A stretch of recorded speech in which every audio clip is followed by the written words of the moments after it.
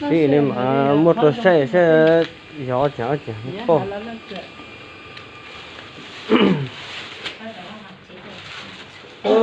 cho tôi rồi thì tôi chỉ ra thì cho nên tôi thảm mong cái tỉ bị tôi mua lò là nằm mà mua lối chỉ đó một tí mua nụ nó chỉ nên mà ha cái bên mà ha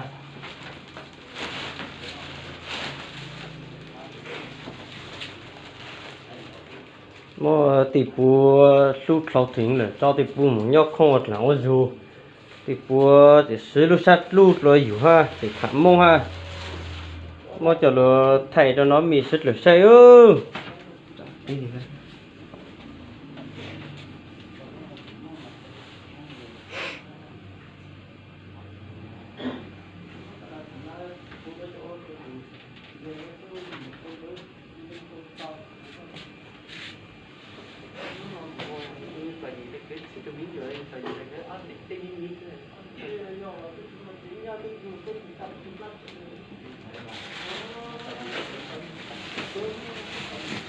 thì chỉ mong có tất chúng tôi nhớ là chưa thực cũng không làm mà phải phải gì cả giờ tụi nó phê tất chúng tôi được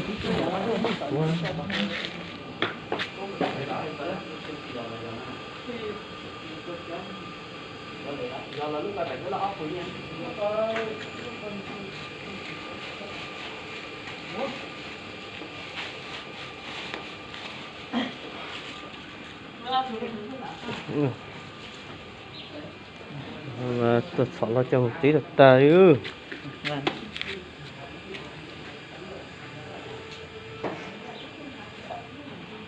ít lâu kỳ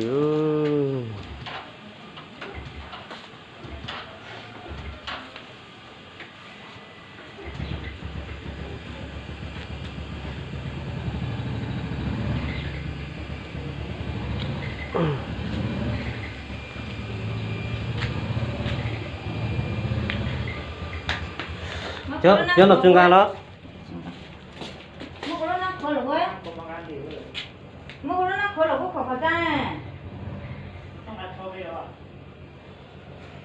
cho nó những cái cho tiền này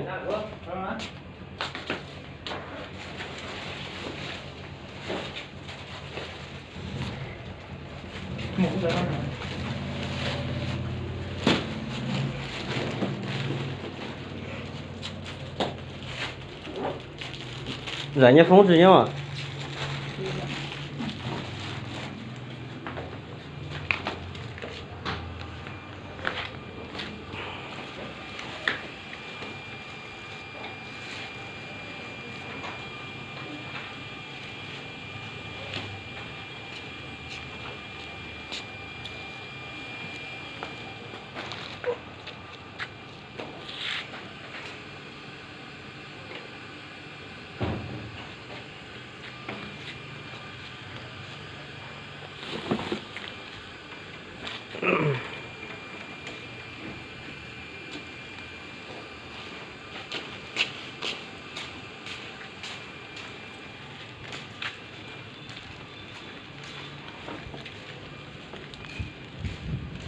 vừa đi làm về à?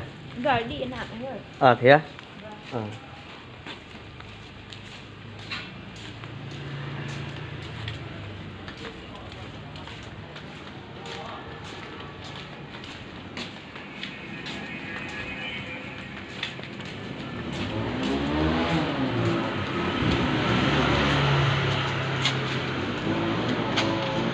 Xe cái 891 á, bây giờ không có đâu.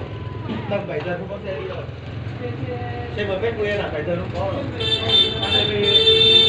Rồi, biết rồi. Con đặt nó được có 891 rồi. Đặt thì nó to rồi, biết nguyên là chẳng có xe đó.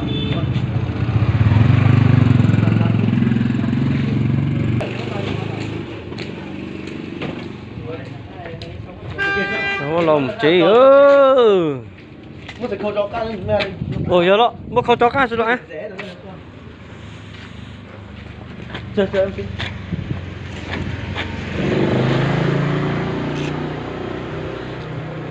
Tôi muốn chỉ muốn được sao